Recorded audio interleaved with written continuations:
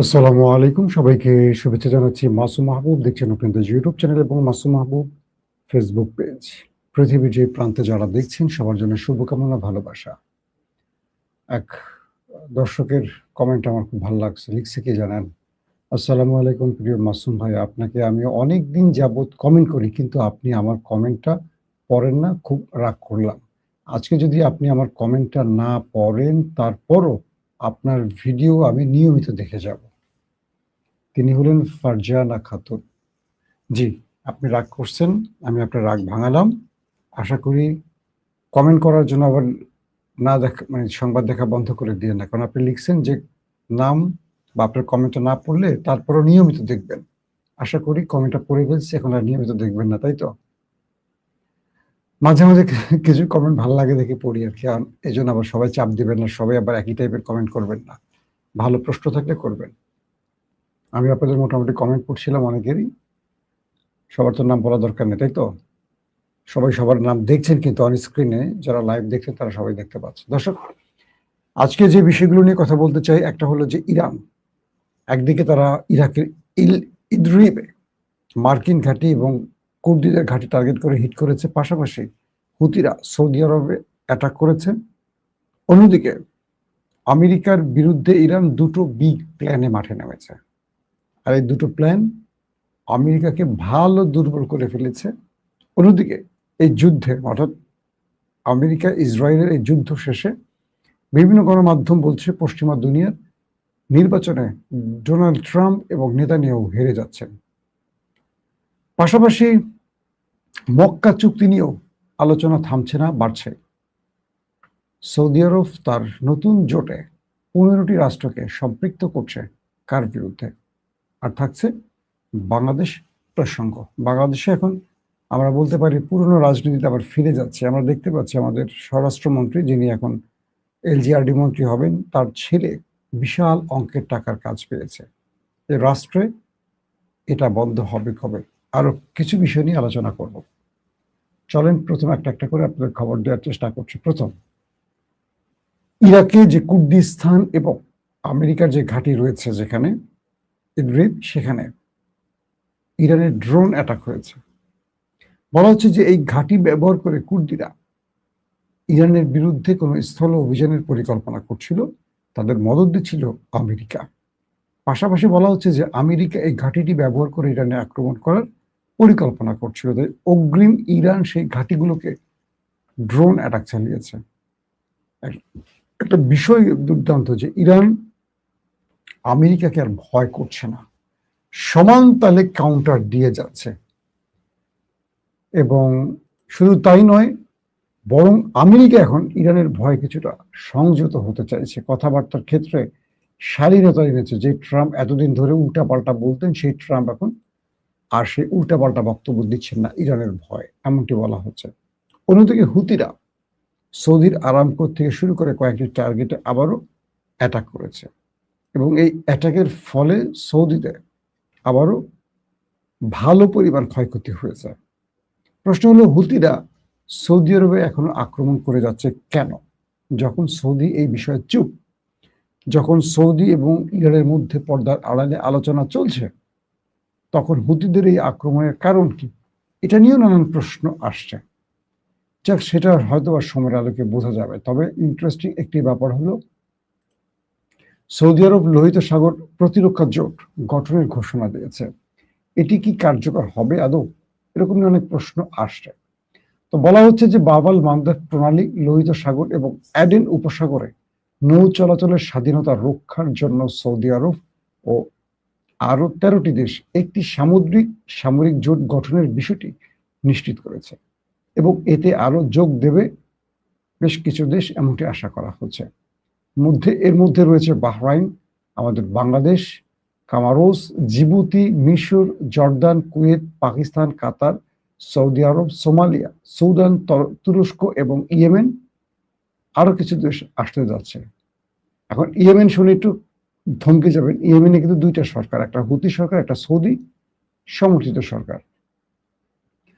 তো সৌদি প্রতিরক্ষা মন্ত্রণালয় জানিয়েছে যে 15টি দেশ একটি ঘোষণাপত্রে স্বাক্ষর করেছে, যার মধ্যে 13টি দেশ এখন পর্যন্ত পূর্ণাঙ্গভাবে জোটে যোগ দিয়েছে। 30শে জুলাই মন্ত্রণালয় যৌথ সামুদ্রিক প্রতিরক্ষা সহযোগিতা জোরদার করার একটি কাঠামো হিসেবে বহুজাতিক সামুদ্রিক প্রতিরক্ষা জোট গঠনের ঘোষণা দিয়েছে। মন্ত্রণালয়টি এই জোটকে একটি উন্মুক্ত আন্তর্জাতিক জোট হিসেবে বর্ণনা করেছে, যা এর লক্ষ্য নীতির সঙ্গে একমত এমন সকল দেশের যোগদানকে স্বাগত জানায় এবং আরো জানিয়েছে যে এটি নতুন সদস্যদের আবেদন গ্রহণ অব্যাহত রাখছে। সৌদি আরবের জেদ্দায় 13 আগস্ট অনুষ্ঠিত জোটের তৃতীয় বৈঠকের পর এই বিবৃতিটি আসে। এর মাধ্যমে জোটটি প্রাতিষ্ঠানিক ও কার্যনির্বাহী সক্রিয়করণের পর্যায়ে প্রকৃতভাবে প্রবেশ করল। আচ্ছা, এখন একটা বিষয় তৈরি হতে পারে যে এই জোটটার মধ্যে কিন্তু আমরা একটা দেশকে পাইনি, তার নাম হলো ইরান। তার মানে এই জোটটা কি ইরানের বিরুদ্ধে কাজ করবে? এই প্রশ্ন আসতেই পারে। আবার পাকিস্তান এই বিষয়টি তাদের স্বরাষ্ট্রমন্ত্রী মহসিন নাকভির মাধ্যমে ইরানকে আশ্বস্ত করেছে যে জোটটি ইরানের বিরুদ্ধে নয়, আসলে চলছে। এটা নিয়ে আমি একটা আসলে কয়েকদিন ধরে প্ল্যান করছি, এটা লাইভ করব, পুরো আলোচনাটা তুলে ধরার জন্য। আমার সাথে ওয়ালিদ ভাইয়ের সাথে টাইমিংটা হচ্ছে না, দুজনের টাইমটা একটু বেড়া হয়ে গেছে। দর্শক, তারপরে যে গুরুত্বপূর্ণ খবর সেটি হলো আইআরজিসি যিনি নতুন কমান্ডার হয়েছেন, প্রধান রিয়ার অ্যাডমিরাল আলী ওসমানী বলেছেন যে হরমুজ প্রণালী বন্ধ রয়েছে এবং মার্কিন কর্মকর্তাদের ঘোষণা ও বিবৃতির পরিবর্তে সরেজমিনে প্রকৃত বাস্তবতা পর্যবেক্ষণ করা উচিত। আইআরজিসির নৌবাহিনীর কমান্ডার পুনর্ব্যক্ত করেছেন যে কৌশলগত ও এই জলপথটি বন্ধ রয়েছে এবং সকল সামুদ্রিক চলাচলের উপর তিনি পূর্ণ চূড়ান্ত প্রতিষ্ঠা করেছেন। এই ব্যক্তি যার কথা বলছি, অ্যাডমিরাল আলী ওসমাই, তিনি হলেন তাদের নৌ কমান্ডার প্রধান আইআরজিসি এবং তিনি হরমুজটাকে কন্ট্রোল করছেন এবং আমেরিকা ইসরায়েল তাকেই টার্গেট করছে বারবার, কিন্তু তাকে কিচ্ছু করতে পারছে না। তিনি আরো বলেন যে প্রণালীতে কোনো গতিবিধি আইআরজিসি নৌবাহিনীর সতর্ক নজর এড়াতে পারছে না, পুরোটাই তারা কন্ট্রোলে রাখছে এবং নজরদারির মধ্যে রেখেছে। তিনি জোর দিয়ে বলেন যে প্রকৃত পরিস্থিতি মার্কিন কর্মকর্তাদের দেয়া বিবৃতির ভিত্তিতে নয়, বরং মাঠ পর্যায়ে বাস্তব কার্যক্রমের ভিত্তিতে হচ্ছে। অর্থাৎ আমেরিকা যে বারবার বলছে যে এটা তাদের কন্ট্রোলে আছে হরমুজ প্রণালী, এটা ভুয়া, এটা আমেরিকা মিথ্যা বলছে। বাস্তব পরিস্থিতি বলছে এখানে কোনো জাহাজ ইরানের অনুমতি ছাড়া ঢুকতে পারছে না, বেরোতে পারছে না। এখন বিশ্ব পরিস্থিতি যাচ্ছে আসলে কোন দিকে? আসেন ইরানের এই খবরটি দিয়ে আমরা আন্তর্জাতিক খবর শেষ করে বাংলাদেশের প্রসঙ্গে আসব। ইরান এই মুহূর্তে দুটো পরিকল্পনা নিয়ে কাজ করছে। প্রথম পরিকল্পনা, আসছে নির্বাচনে ইসরায়েল এবং অর্থাৎ প্রায় 70, 71 বা 72 দিন পর ইসরায়েলের নির্বাচন, নেতানিয়াহু এই নির্বাচনে হেরে যাচ্ছেন, এটা তাদের গণমাধ্যমের অগ্রিম জরিপগুলো বলছে, এবং বিরোধী মত বিজয় লাভ করতে পারেন। তো নেতানিয়াহু দুটো প্রক্রিয়া আছেন, তিনি যখন বুঝবেন যে তিনি হেরে যাচ্ছেন কনফার্ম, তিনি হয়তো নতুন ফ্রন্টে যুদ্ধ করে আবার যুদ্ধ শুরু করবেন যাতে নির্বাচন আবার পেছায়। অথবা তিনি যদি নির্বাচনে বাধ্যতামূলক নির্বাচন করতেই হয়, তিনি যদি হেরে যান, তিনি চাইবেন ওই সংখ্যক আসন নিতে যে আসন পেলে ইসরায়েলে কেউ এককভাবে ক্ষমতায় বসতে পারবেন না। তাহলে সেই কোয়ালিশনে তাকে গুরুত্বপূর্ণ পদে রাখতে হবে, জায়গা রাখতে হবে, যাতে করে তিনি আবারও তার কন্ট্রোল বজায় রাখতে পারেন। তো ধারণা করছি ইসরায়েলে বোধহয় 61টির মতো আসন পেলে ক্ষমতা বসা যায়। তো এই মুহূর্তে বিরোধীরা নেতানিয়াহুর চেয়ে বেশি স্ট্রং পজিশনে আছে। অন্যদিকে মধ্যবর্তী নির্বাচন হতে যাচ্ছে আমেরিকায়। আপনারা জানেন যে একটা প্রেসিডেন্ট নির্বাচনের 4 মাস পরে আমেরিকা নির্বাচন হয়। সেখানে ট্রাম্প হারার সমূহ সম্ভাবনা আছে, মার্কিন জনমত জরিপ তাই বলছে। তো এই পরিস্থিতিতে ট্রাম্প ইরান থেকে একটা এক্সিট রুট চাইছেন এবং জনগণকে আশ্বস্ত করার মতো কিছু চাইছেন।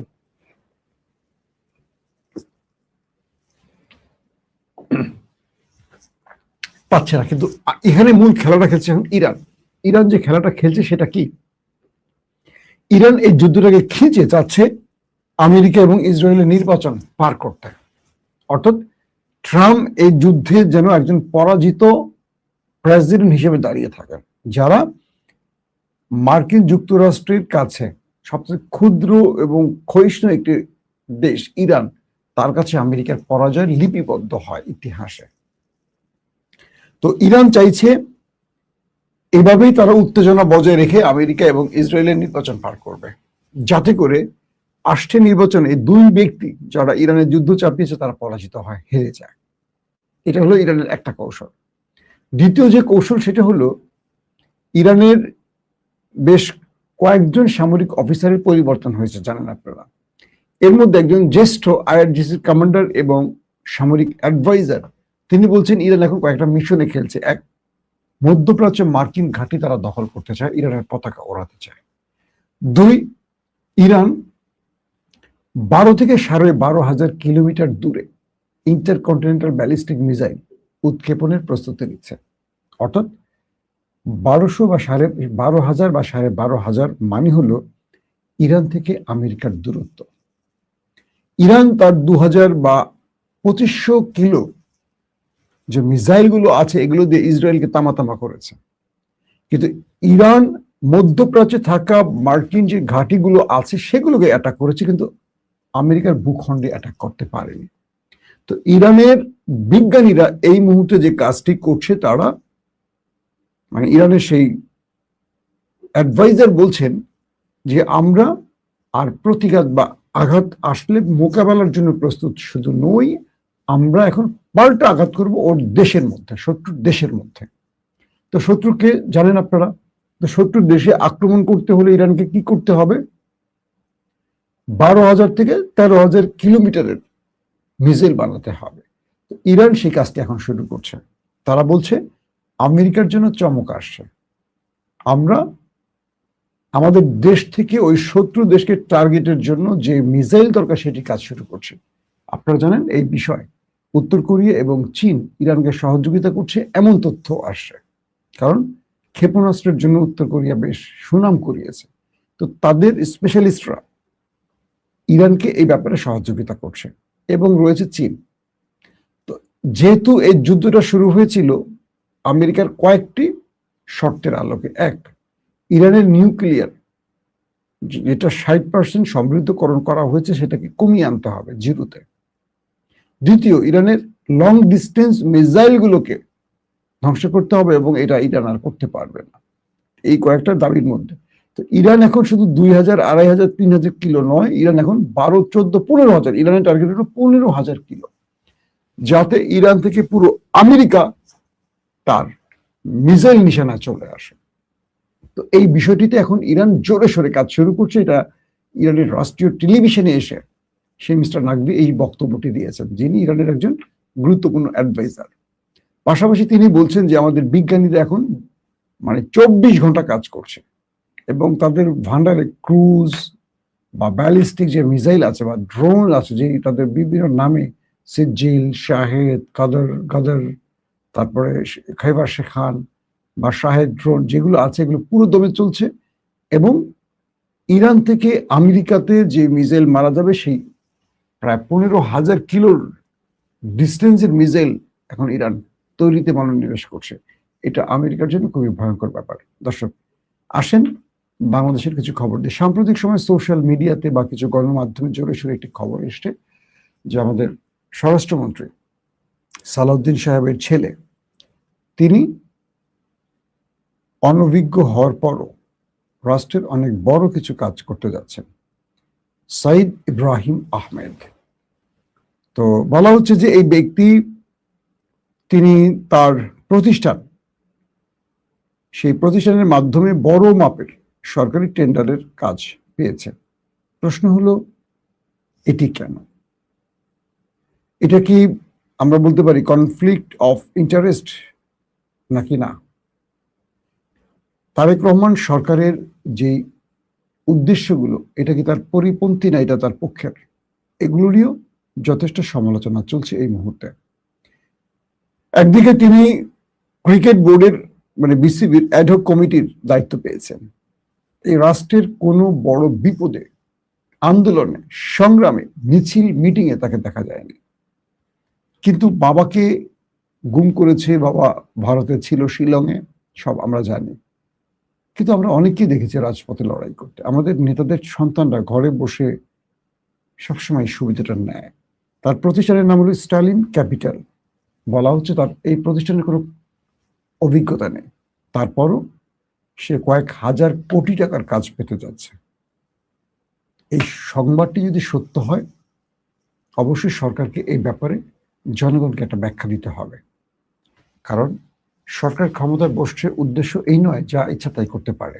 কারণ এই দেশে বহু মানুষের ত্যাগের বিনিময়ে আবার একটা নতুন স্বাধীন বাংলাদেশ আমরা পেয়েছি, যেটা ২৬ আমরা এখন পার করছি ২৪-এ লড়াইয়ের মধ্য দিয়ে। একজন নেতা তার ছেলে কাজ পাবে, তার ছেলে গুরুত্বপূর্ণ পদে বসবে, তার ছেলে এমপি হবে, আর মাঠে মারা যাবে গরিবের সন্তানরা। এই রেওয়াজ ভাঙতে হবে। সবচেয়ে আফসোসের ব্যাপার হলো দেশের জনগণই এই রেওয়াজটাকে ভাঙতে পারে না। আমার ছেলে, আপনার ছেলে, আমার ভাই, আপনার ভাই গুলি খাবে, রাজপথে জীবন দেবে, গুম হবে, ক্রস ফায়ারে মরবে। নেতার ছেলেরা লন্ডনে থাকবে, আমেরিকা থাকবে, অস্ট্রেলিয়া থাকবে, সুইজারল্যান্ডে থাকবে, কানাডা থাকবে। সেখান থেকে এসে ক্ষমতায় বসে পড়বে, গুরুত্বপূর্ণ পদে বসবে, আগামীতে মন্ত্রী হবে, এমপি হবে, সাদা পাজামা পাঞ্জাবি পরে ঘুরবে। আমি আপনি রোদে বৃষ্টিতে কষ্ট করব, জীবন দেব। এটা বন্ধ হওয়া খুব জরুরি। যে বাংলাদেশটাকে আওয়ামী লীগ হরিলুটের মাধ্যমে ধ্বংস করেছে, সেই দেশটা আর যেন ধ্বংস না হয়। চারদিকে মানুষের মধ্যে অসন্তোষ বাড়ছে, বিদ্যুৎ, গ্যাস সংকট, অতীতের সকল রেকর্ড ভাঙতে যাচ্ছে বিদ্যুৎ সংকটে। সরকার দোষ দিচ্ছে আওয়ামী লীগকে। আওয়ামী লীগ ক্ষমতায় 15 বছর এসে দোষ দিয়েছে বিএনপিকে।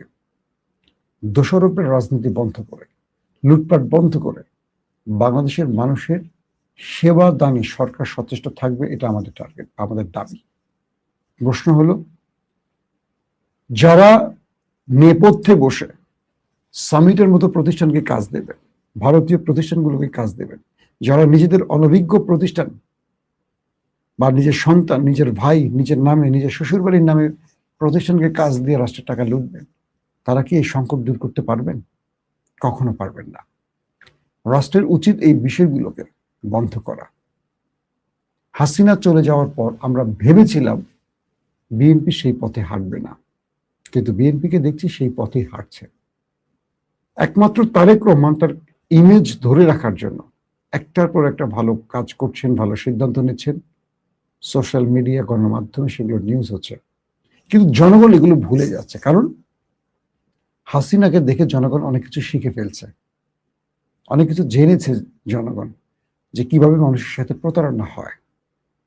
হাসিনা পরিবারই কয়েক হাজার কোটি টাকা পাচার করেছে, অথচ দাবি করতে ৭১-এর পক্ষের দল, এই দল সেই দল, আবার তাদেরকে সমর্থন করে সাংবাদিক, সুশীল, অমুক তমুক।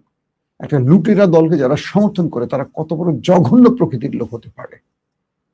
আমরা বিশেষ করে জিয়া পরিবার এই কাজটি করেনি, করবে না, কিন্তু জিয়া পরিবারের সঙ্গে থাকা বাকি মানে লিডাররা কি করছে জিয়া পরিবারকে, সেই লাগাম টানতে হবে। অতীতেও তারেক রহমানের কোমর ভেঙেছিল এইসব দুষ্ট লোকদের কারণে, যিনি ১ টাকা লুটপাট করেননি এবং প্রমাণ করতে পারেনি হাসিনা সরকার তারেক রহমানের নামে বা জিয়া পরিবারের বিরুদ্ধে, কিন্তু সাজা ভোগ করতে হয়েছে তারেক রহমানকে, কোকো ভাইকে।